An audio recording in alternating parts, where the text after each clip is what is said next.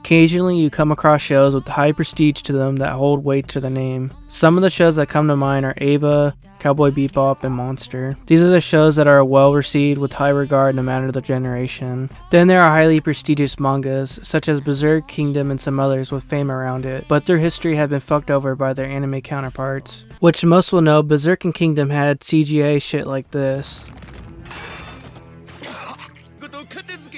And I'm not going to act like I'm a big manga reader, since I'm not. So I'm not going into the specifics, but Vinland Saga excelled expectations and met through it, in my opinion, making it one of the best series I've ever seen. So with mild spoilers, I hope, I want to get into what makes Vinland Saga so great and why I fell in love with this show when it came out. But in short, yes, watch this show. I can guarantee you will love it. But if you're going in with the mindset that it's battle heavy with edginess, then you'll be disappointed. Yes, action happens, but it's more towards the 4th episode, but there's a lot of great storytelling and character development. Anyway, if you want to get sold more on why you should watch this show, then let's dive into everything. What makes the story so great is that a lot of the events that are told are given real historical context to a degree. And I'm not going into a whole history crash course, but some cool things I found that most YouTubers have said were like the first battle we see in the anime is based on a real battle. Thorfinn was an actual person, but obviously a lot has changed to make him more interesting. Another fact was that Thorkel the Tall was a member of the legendary Jom Vikings, and Canute the Great was in power at a part in history. So this brings forth realism and puts more weight into the whole events of everything. But with any good story, the focus is more on the characters, which primarily focuses on the perspective of Thorfinn, a boy who lives in Iceland that dreams of a paradise called Vinland that his father Thor speaks a lot about. Thor was a warrior that ran away from a battle because he wanted peace. After some events pass, the Jom Vikings, led by Floki, discover the whereabouts of Thor, their former commander. So they come to try and bring him back to the upcoming battle that's set forth as the war between England and Denmark are intensifying. After being forced to join to keep his family safe, he and his village set forth on their journey. Oh yeah, his dumbass got in the boat as well, so now he's with them.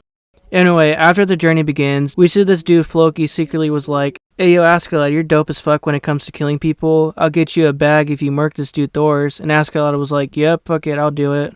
So after Thor's group got to a certain checkpoint, they finally encounter Askeladd and his group. Thor tries to handle everything on his own, but then Askeladd sets a trap where Thor's only choice is to sacrifice himself to save everyone from their deaths. Now the boy who was happy is now seeking revenge and wants to kill Askeladd. And for the sake of spoilers, I'm just gonna keep it to that. The characters are the biggest reason why this show is so compelling. Thor was the most impactful character in the series because of how he viewed the world. What makes it so funny is because he was, without a doubt, the most OP character in the series. He literally takes out a whole ship on his own with the willpower to not kill anyone. But what makes him so impactful to the series is how his ideals reach everyone who he comes across. Even if we see him for a short amount of time, he still plays through the minds of each character presented. Watching this kid go from someone who had a happy life, ambitious for anything, to someone seeking revenge is one of the most saddening things. You see the pain brought to him as he watched the person who he looked up to get taken away from him out of nowhere. You see him lose himself and forget everything he was taught in the past because all he wanted was to avenge his father and bring harm to the man who made him hurt that much. In a contradicting way, tries to uphold his father's views that he sees fit, but not what his father wanted him to experience. Then there is one of the best antagonists I've ever seen being Askeladd, who takes advantage of any and every situation. You can see the experience and genius skills he has with wielding power towards his way. Then there's his dynamic with Thorfinn, who only wants to kill him, but no matter what, always outclassed him. He digs deeper into Thorfinn's scars and makes him crave for that gold no matter what. He turned this regular kid into one of the most ambitious and overpowered killing machines. But for the sake of it, I'll let you decipher him and figure out why he's one of the best characters in the anime medium. Then there's Canute, who was mad annoying at the beginning of his appearance, but became cooler towards the end. But yeah, his character development in the story was so good that I totally forgot about why I didn't like him. Just seeing the things that he loved get taken away from him made such a huge impact on the series. Then when he finally decides to just say, "Fuck it, I'll do it my way," that's when he finally becomes cool. Lastly is Thorkel, who without a doubt is the most entertaining person I've seen in the show. He doesn't give a shit about what was happening since all he wanted to do was battle and have fun. Occasionally I come across characters like this in different shows, and it just brings enjoyment. Seeing this character willing to put his whole self into a battle brings a lot of depth to the show, since you see more realism added. As I said in the beginning, there have been many shows that suffer from bad adaptations that should never at all get that treatment. Cough cough, Berserk.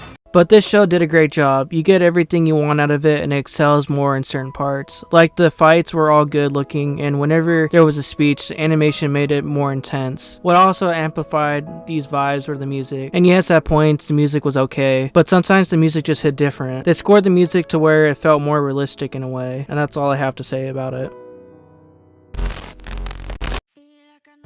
The show in itself does things that make it seem beautiful, like how the writing portrays the raw ugliness in the world while showing hope in occasional moments. You don't see a right or wrong decision made since the way of life has no boundaries, so you see blissful moments get taken away so quickly that you forget it ever happened. In all honesty, there are way too many elements to the show that make it beautiful, and there are probably a million things I could say to express why I love this show. This might be a weird angle to look at it from, but I could find ways where I look at the story and compare it to great literature. From how it romanticizes the violence in the story, to how there's a sense of importance in the characters that are shown, even if it's short-lived. I'm obviously not going to go into AP literature review mode because, let's be honest, it'll be boring. Instead, I'll say this. There are many moments I could point out to express why the depth of the show holds enough weight that any viewer would fall in love with it. Yes, there are not as many hype moments that you would see in big shonen, but if you give the show a shot, you'll look back at the show being amazed by the story and realize, damn, this was really good.